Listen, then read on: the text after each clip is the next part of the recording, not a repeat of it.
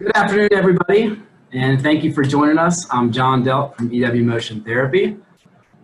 We look forward to the day that we can have our workshops in person again when it's advisable and safe to do so. But for today, thank you for joining us for our virtual workshop, Energize and De-Stress Your Holiday Season. You know, the holidays are supposed to be a time, that's fun and exciting and restful, and we celebrate with our friends and family, but we also know that the holidays can be stressful, they can be exhausting, and they can be depressing. So this afternoon, we're going to be discussing strategies using exercise, breath, and sleep to help get us through this season in a healthier manner.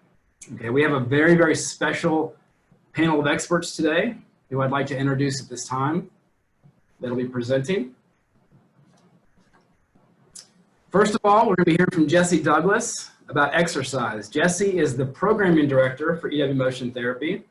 He began with EW 15 years ago as a certified personal trainer after graduating from Troy University, where he earned a bachelor's degree in sport and fitness management with concentrations in exercise performance and health promotion. Jesse has worked with many clients from all walks of life with a vast range of goals, from the elderly to the NFL. He's also passionate about serving as a mentor to young professionals in the field of fitness and wellness. After Jesse, we'll be hearing from Ethan White. Ethan's going to be speaking about breath. Ethan is the CEO and one of the founding partners at EW Motion Therapy. He and Mike Eskridge started the company in 2000 in its current Homewood location.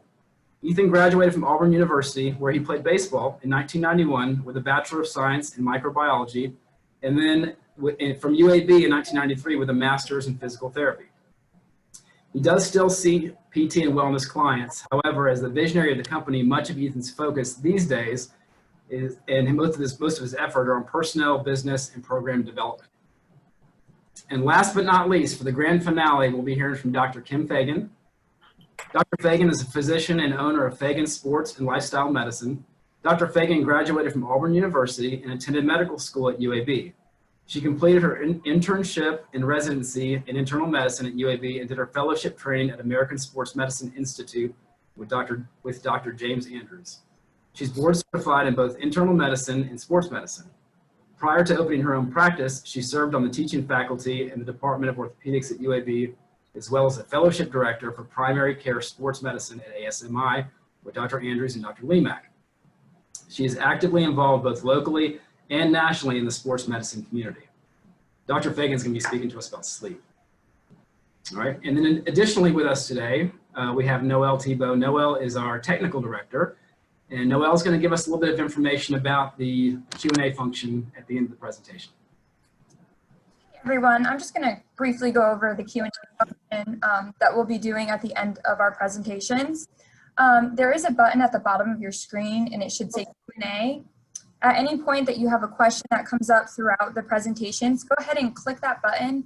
A chat box is going to appear, and you can type your question in. They'll come directly to me, and we'll answer all questions at the end of all portions of the workshop. So go ahead and put your questions in, and we'll try to get to as many as possible. Thank you, Noelle.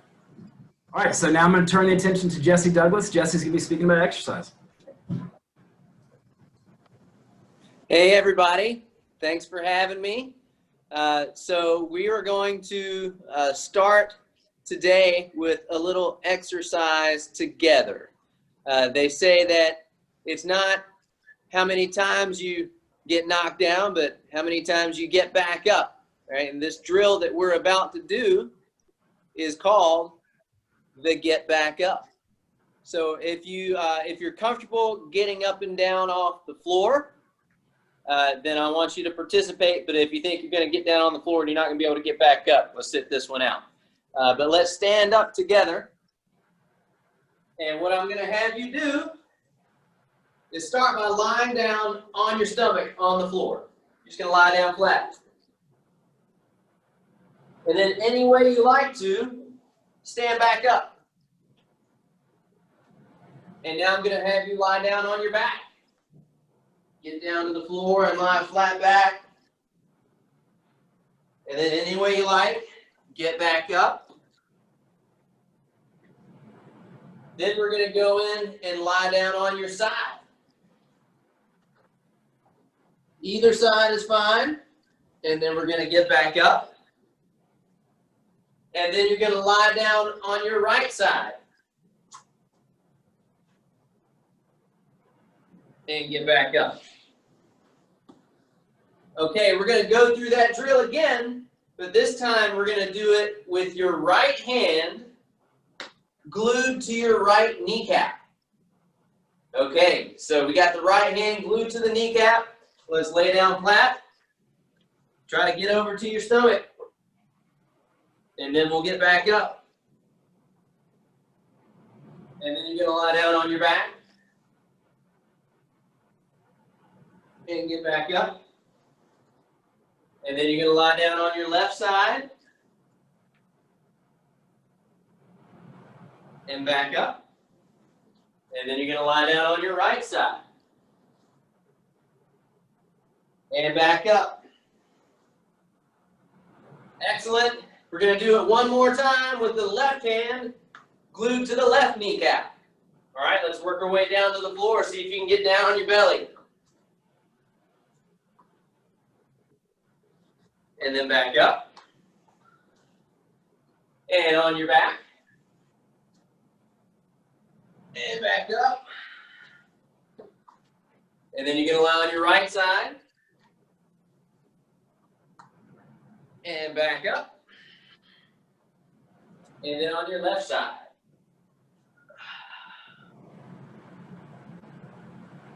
Back up. All done. Great job. So if you did that drill with me, you should notice a few things. You should notice that you might start to be getting out of breath, starting getting a little warmer. Your body is warmed up. And what you're going to notice over the next couple of hours is that you might have a little more energy. And that's because one thing we know is that exercise can help give you more energy. One of the things you're going to experience over the next few hours is your body has increased its production of epinephrine and norepinephrine. Those are stress hormones, but in small doses, they give you a little boost of energy in the short term. That's one of the benefits of exercise, right? These little short bursts. Now that energy that you get from that short exercise bout is more like a symptom of what you've done. It's been created by that. But exercise can also give you vitality as a way of being. And the way it does this is exercise activates and increases the number of mitochondria in the body.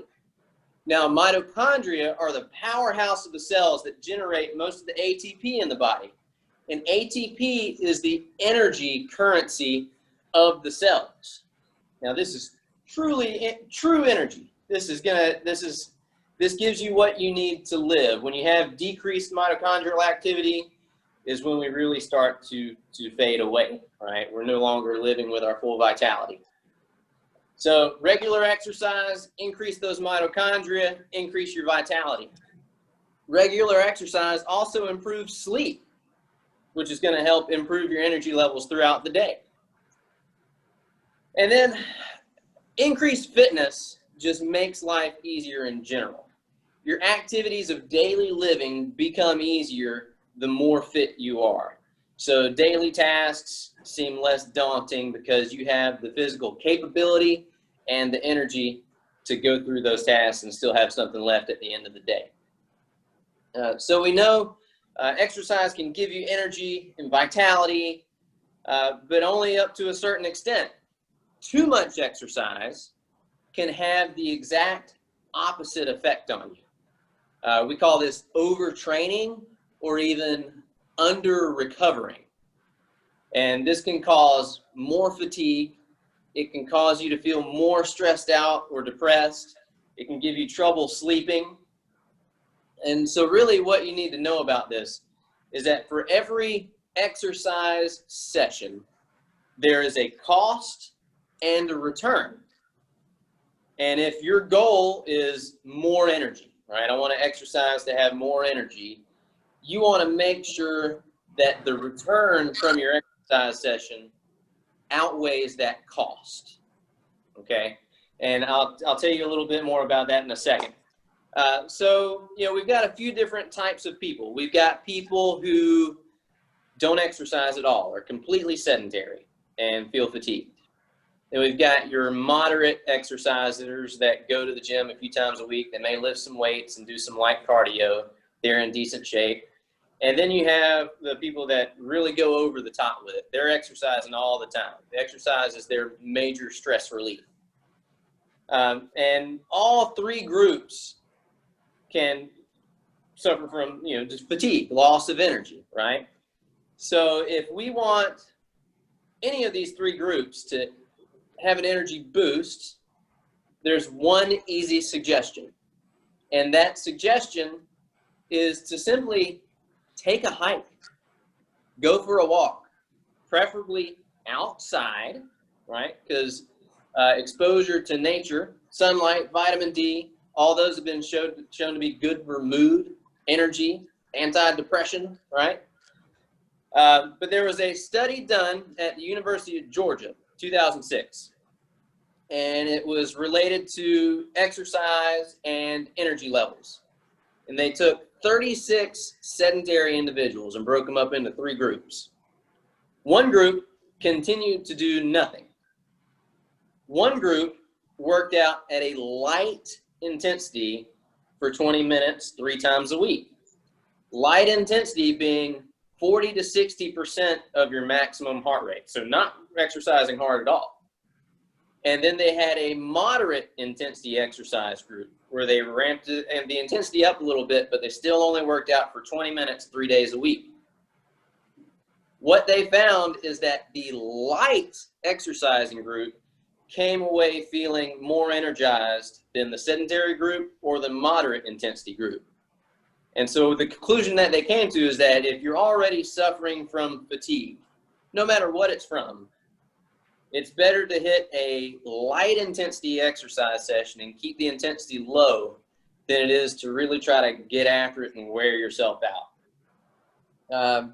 With that being said, there is something good about those really high intensity sessions if your body is prepared for it. So if you're already a regular exerciser and you have a decent fitness background, adding in one high intensity interval training session once a week, once every 2 weeks can really help boost your fitness levels and really feels good to get that done with. It helps to burn off any extra stress. So there is a place for the really high intensity stuff if you've prepared for it. You don't want to just jump straight into it. But there is always going to be a place for going for a walk, especially just going for a walk outside. So that those are just a few suggestions to help get the energy up, right? And if you don't want to go for a walk or if it's raining, there's plenty of other options for low intensity exercise. Yoga, for instance, is a great one. Pilates, Tai Chi, any of these exercise practices that force you to focus your mind on what your body is doing, right? They bring your focus to your breath, to your body's position, your spatial awareness. It helps to take your mind off of anything else that's going on in your life. Those sessions usually take 30 minutes to an hour. They're not super high intensity. They're not high impact. They're very accessible. The good thing about right now is that you can do these from the comfort of your living room, right? A lot of people offer yoga classes, Pilates classes that you can access on Zoom, just like this right here. I know we do it at EW. We have multiple offerings a week, and these are for all ability levels. So there's really no reason to not get some movement in. And we know that light movement is probably the best for boosting energy levels. And then every now and then throw in a high intensity session to burn off some steam and have a great, happy holiday season and start the next year off in a little better shape than you were this year. Thank you. Jesse, that's great info, man. So it sounds like, regardless of your fitness level, exercise is going to help with stress and energy. So thank you very much. If you all have any questions for Jesse, go ahead and chat those in, and we'll try to address them at the end if we can. Next, we're going to be hearing from Ethan White on breath. Good afternoon. Thank you, everyone, all your attendees for tuning in today. It's a pleasure to be here to discuss breath and the implication it has on our health and the power it has to decrease stress and energize us over the holiday season. First, I'd like to thank John and Noel for putting this together. This is the second workshop we've had in the series. This is what's going to be great, so I'm glad to be here. I'd like to thank Jesse for his keen insight on movement and how transformative it can be in our health, mood, and just our general well-being. I'd like to thank Dr. Fagan in advance. I've heard her presentation once. What I will tell everyone, grab a pen, a piece of paper, whatever, take notes. Her presentation is wonderful. Now, on to breath. As it turns out, breathing is much more than just getting air in and out of our bodies. Okay? Breathing, how we breathe more importantly, has a direct effect on your blood pressure, on your heart rate, on digestion, on sexual function, on your mood, stress, anxiety, how you control your body temperature, weight reduction or weight gain, and more importantly, just our general well-being. It has an amazing power. Okay. Now, as a quick disclaimer, okay, I am not an expert. Okay, I'm not a pulmonologist, nor do I have any kind of advanced training or certification in breathing techniques or breathing systems.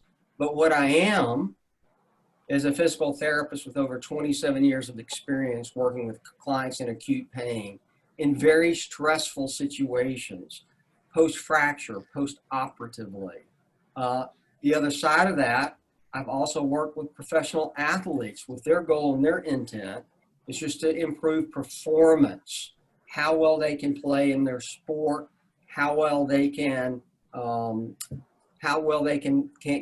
complete a training session, and without fail, the underlying factor, how they would breathe or do breathe in these sessions, really determines the effectiveness of the technique or the outcome or the purpose of that situation.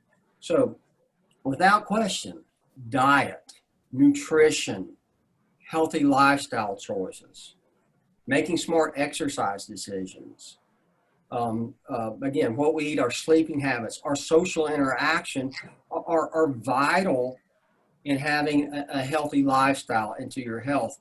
But the key component of all of these is how we breathe.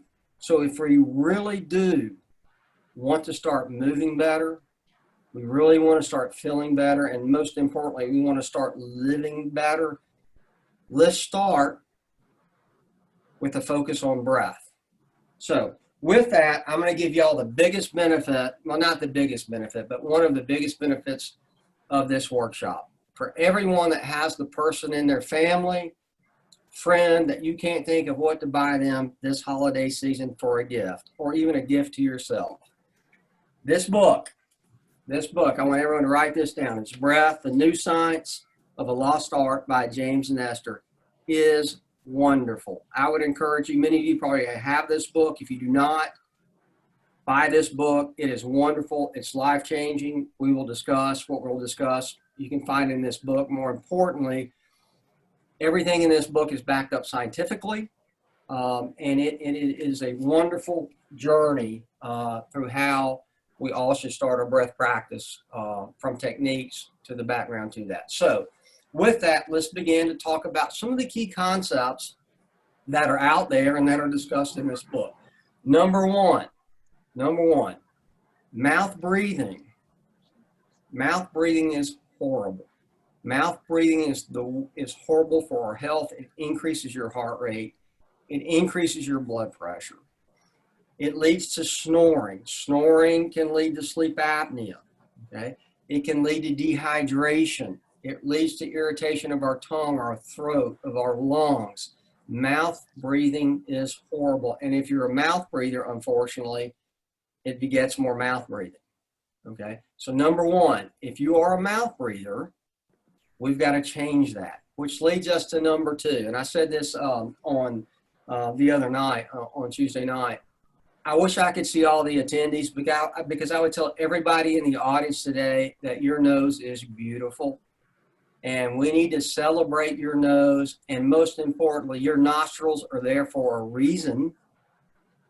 And we all should be breathing through our nose. The more we breathe through our nose, the better our health. The nice thing is it's trainable. Okay, there are multiple techniques. Maybe at the end we'll have a chance to go through some of them. But the nose is there for a reason. It warms the air we breathe. It moistens the air we breathe. It improves the absorption in our lungs. Your nose has an amazing ability to change your mood, to change your effect. It's the start of the calming process. Its function is immense. So first thing to remember, mouth breathing is horrible. Second thing, your nose is beautiful. Shut your mouth, breathe through your nose. Super, super important. It is that basic, folks. So there are techniques that we can do that. Third thing to remember, and this one's vital, the Framingham study in the 1980s is a longitudinal study that just studied the general health of a very, very large group. It's one of the most complete and complex studies out there. In that study, longevity, how long you live, was directly correlated to the size of your lungs. And here's the thing, that equates to lung capacity, how much air I can take in, how much air I can take out. We can train and improve that by working on our thoracic pump or really training our diaphragm to engage and do the things it's designed to do in our bodies. Most adults only engage 10% of the capacity of their diaphragm, okay?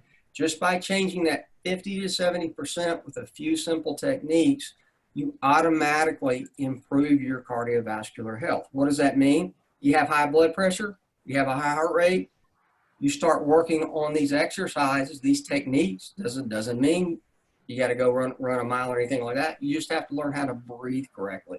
You improve your health. Next thing we need to remember, there's power in prayer, okay? Now I want you to remember that. I'm not going to talk about the spirituality of the power in prayer, but here's what's really, really, really cool about this. When the scientific community study, why do ancient Tibetan chants work? Why do the Om chant? Why is there such a calming presence in that? Why does the rosary said in Latin work? Why does it give folks this inner peace and tranquility? Well, the reason for that, or one of the reasons, not in the spiritual context, is that the inhale is 5.5 seconds and the exhale is 5.5 seconds. And so they do studies where you even take the prayer out and you just start these breathing patterns, rhythmical patterns of 5.5 second inhale, 5.5 second exhale, which equates to 5.5 breaths per minute. And you start to see these amazing health benefits, stress reduction, anxiety reduction. Super, super important. And this also correlates, if you can slow your breathing down, guess what, to weight loss. You lose more weight breathing, okay? It's a trick question in a way, but you lose more weight breathing than you do anything else. And for every 10 pounds of weight loss, 8.5 pounds of it came from expelling carbon dioxide and a little water vapor. So you can lose weight by practicing breathing techniques, engaging your diaphragm and slowing your breath down. Super important. So that's the key. Remember that.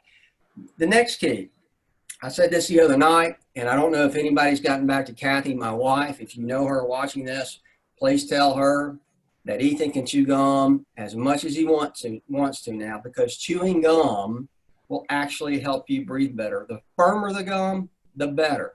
Chewing firmer foods will help us breathe better.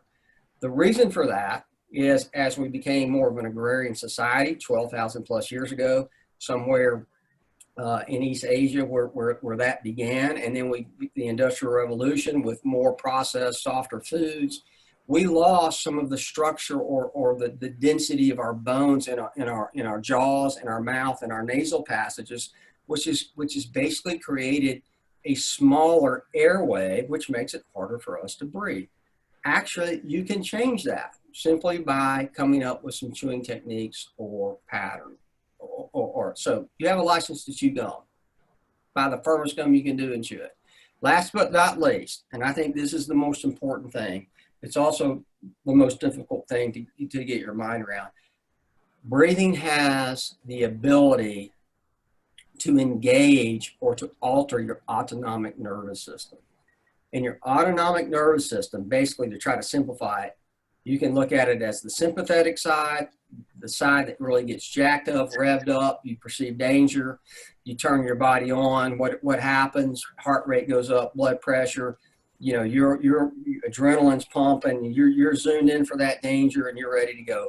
Or the parasympathetic side, which is the calming side, which is about digestion, which is about, you know, they call it the breathe and feed side, but it's really the calming side of it. There are techniques that can be done and trained to improve our ability to control that. And the most recent miraculous modern day example of that is a Dutchman named Wim Hof, who, if you recall, back in the 2000s, was the guy that ran a marathon barefooted, basically in the Arctic, in shorts, and was fine, and he can do all these amazing feats.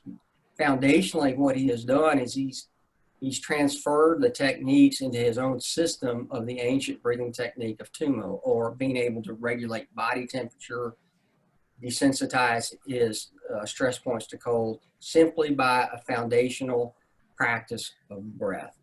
So we have the ability to really engage the systems that control a lot of the things that give us problems with our health. So here's the thing to remember from my presentation. Mouth breathing is bad. Your nose is there for a reason. Let's learn how to use it. Let's improve our lung capacity. Okay, let's improve our lung capacity. Let's work on slowing down and breathing less.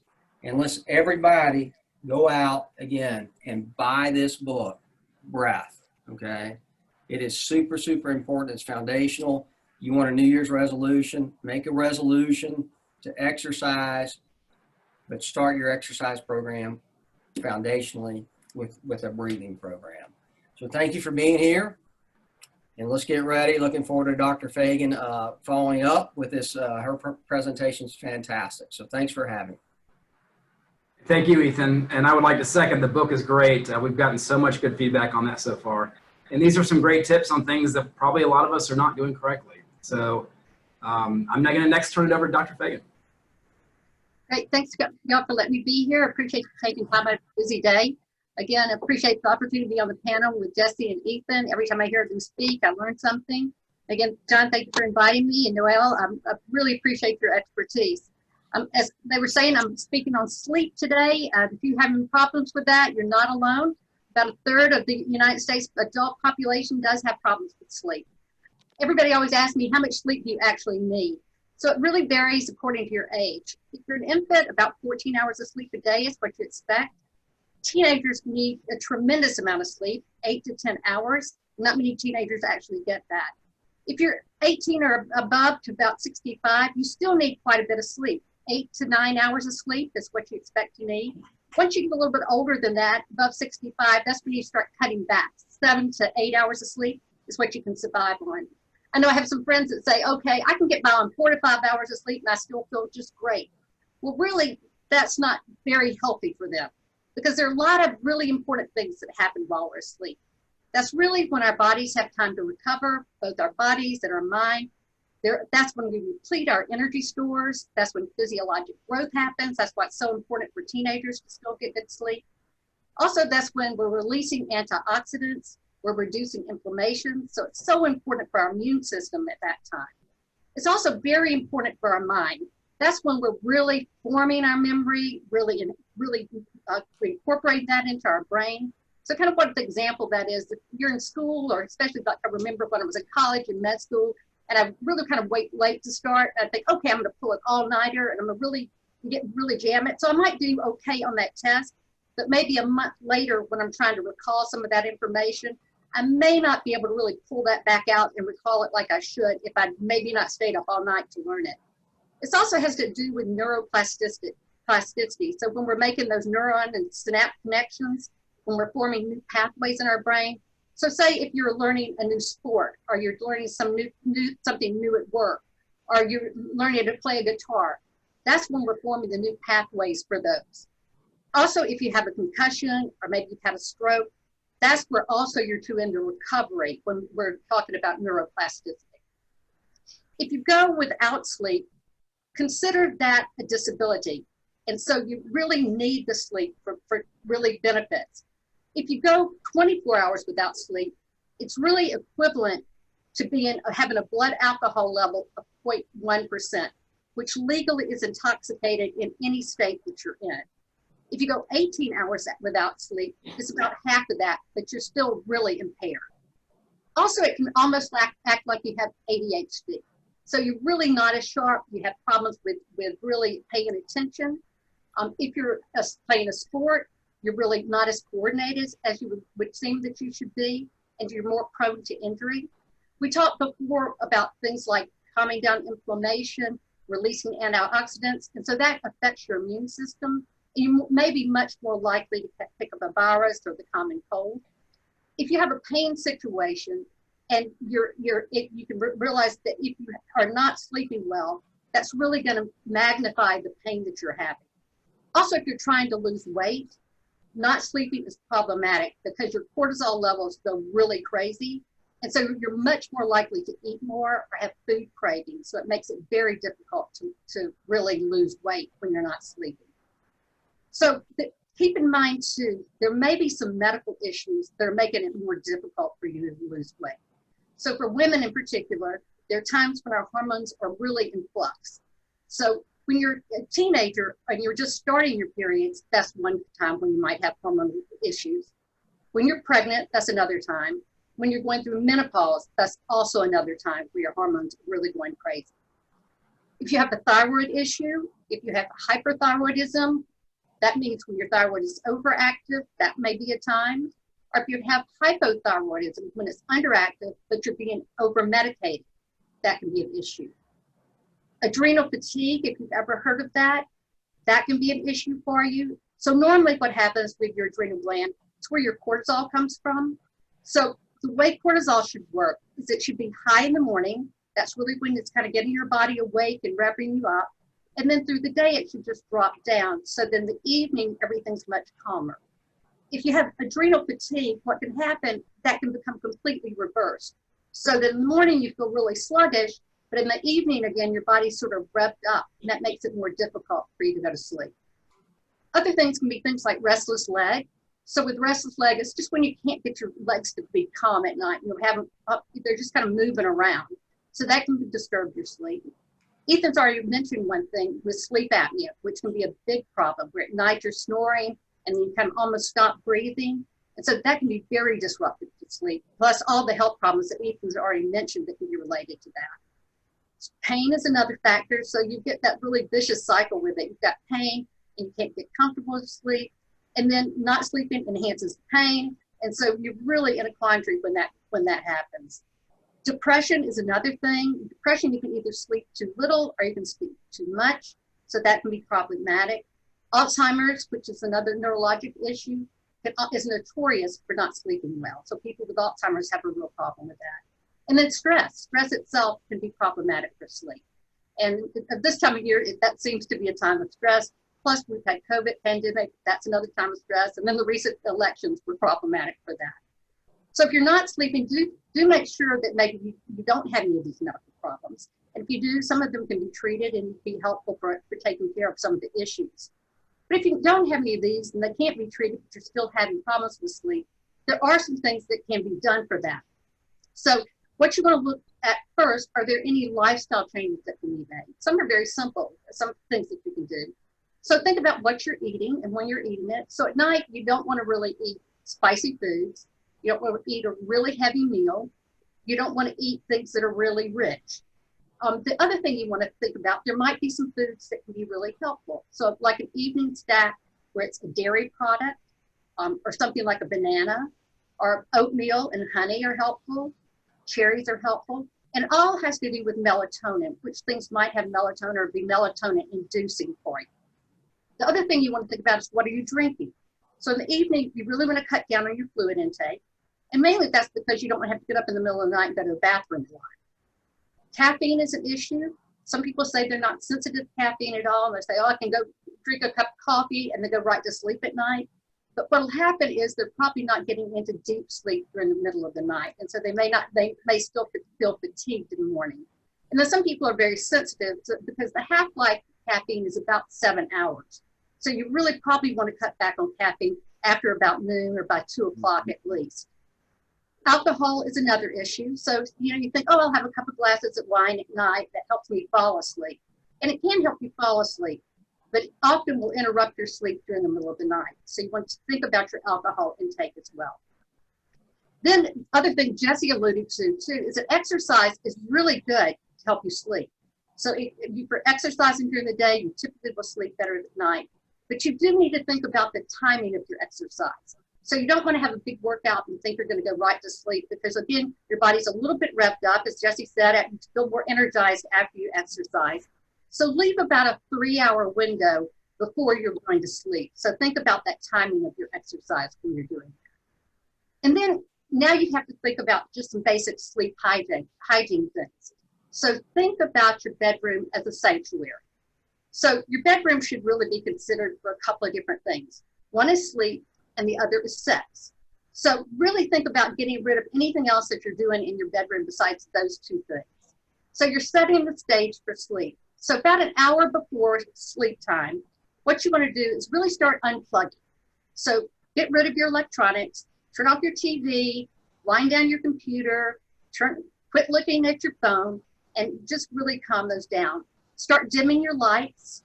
Some people like aromatherapy, so they may, like lavender. Lavender is the most calming, so you may want to do that. You may want to also take a warm shower, not a hot shower, not a cold shower, but just a warm shower. So those things can all be helpful. The perfect temperature for sleeping is 66 degrees. There have been great studies that show that. So again, get everything set for sleep. And then around the time you want to go to sleep, there's some things that can be helpful with that. So Ethan's already talked about breathing. Breathing is very helpful, really kind of calming your body down. Doing the breathing techniques that Ethan talked about can be really helpful. Prayer can be helpful, as Ethan also talked about, that can be helpful. Meditation can be helpful. There's some guided imagery that you can do. So basically that means just go into your happy place in your mind. It may be the beach, it may be the mountains, wherever it is. What you're going to do is really in your mind, think about things, envision them, think about the sounds that you might hear, the smells that you might smell, the feelings and sensations. And if you can't really go to that happy place yourself, there's some apps or CDs that you can go and use to help bring you to that place. There's some progressive relaxation techniques. And basically what that means is you're going to go through and tense up different parts of your body and then go through that. So an example of that would be just squeeze your eyes shut really tightly for a count of 10. Then get through that. Then tense your jaws really tight. So just clamp down on your teeth really tight for about a count of 10. Then you'll go to your shoulders, clamp those down for about a count of 10. Then your hands. And you're just going to walk through all of your body parts all the way down to your toes. And then you repeat that 2 or 3 times, however long it takes you. And just you're releasing everything, calming everything, relaxing everything down. So that can be helpful in a lot of people as well. So again, techniques that you can use. Some people like to use white sounds behind, so it may be sounds of the surf, it may be rain sounds, and you can have a machine for that, but also most phones now have apps that you can use for that. Story times can be helpful. Again, there are apps for just about everything. Some of the apps that I like are Headspace. There's one called Calm. If you like Matthew McConaughey, his voice is the one that does Calm. And it will have on it music, it'll have on white sound, it'll have on story time. Some people just like to listen to music, but you want it to be a very calming type music. You don't want it to be rap or headbanger type music. You want it to be all calm. Then there's some supplements that are very helpful that people can use. You hear often magnesium is one that has a lot of good research behind it. Melatonin is one. But there are multiple other ones that can be helpful depending on if you're having trouble going to sleep, or if it's stress related, or if you just feel fatigued in the morning. So those can all be helpful. One other thing that people ask me about a lot is whether naps are helpful or not. And so you have to be careful about napping, because if you nap too much, then you're going to have trouble getting to sleep the next night. So research has shown that about a 10-minute nap is about the ideal nap, and you definitely don't want to go over 30 minutes. And you don't want to nap after 2 o'clock in the day. So that siesta that they like to take over in Spain is the perfect idea. We should incorporate that here in the United States, I think. So anyway, keep all those things in mind when you're having trouble sleeping. And then hopefully you can incorporate those into your holiday season or into other times in your life that you need a little help to sleep. So I appreciate you being here with us today. If you have any other questions, the Q&A will be a great time to use it. And you'll have a happy holiday season. Thank you. And thank you, Dr. Fagan. Such great information. I would venture to say that everybody on here could improve at least one or two things, especially that last hour or so before we go to bed. So great info. Thank you so much.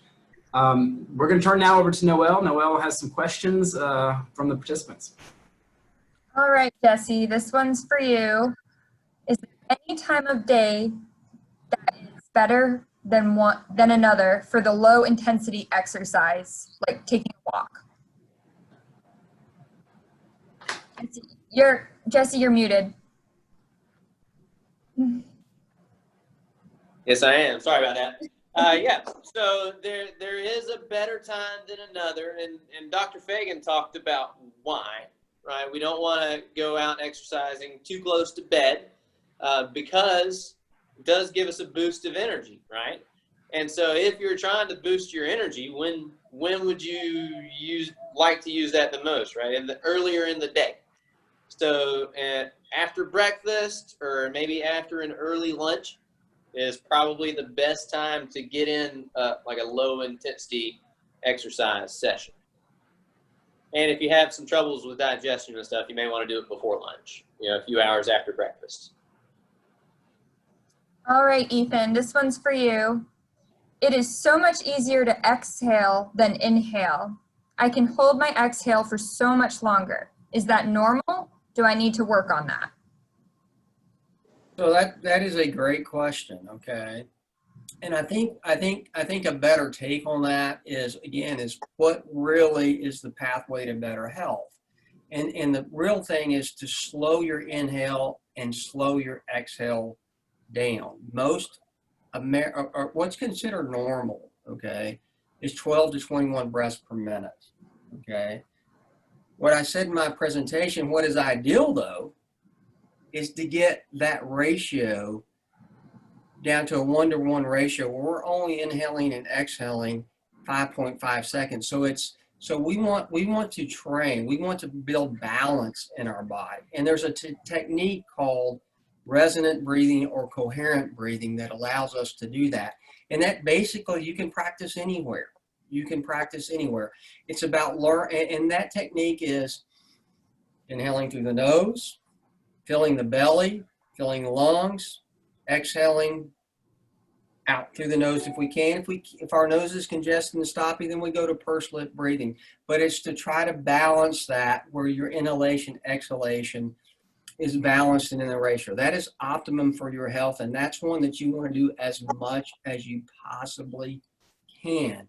Now, the other side of that is a second technique called breath coordination. And that's the technique that you should practice on a daily basis that really involves us actually engaging our thoracic pump or diaphragm, okay? And that one involves taking an inhale, reaching its capacity as much as you can. And then as you begin that exhalation process, you begin you begin a counting process. 1, 2, 3, 4, 5, 6, 7, 8, 9, 10, 1, 2, 3, 4, 5, 6, 7, 8, 9, 10, 1, 2, 3. And you continue that process all the way through your exhale to the point where you feel like you can't keep going, and you turn that into a whisper to where you finally turn it into your lips just moving, and then you inhale. So I would tell that the question, if monitor your inhalation, exhalation into how many breaths per minute you currently are. And if you're in that range, even what's considered normal, Let's work through training techniques to actually slow it down, to slow your inhalation and slow your exhalation down to where you're trying to target fewer breaths per minute. And that's when you will start to see the miraculous health benefits associated with the breath practice. Thanks, Ethan. All right, we have another question.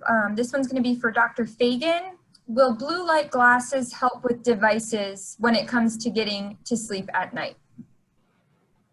Yeah, I think the ideal thing is to turn off the devices would be ideal, but the blue light glasses do help.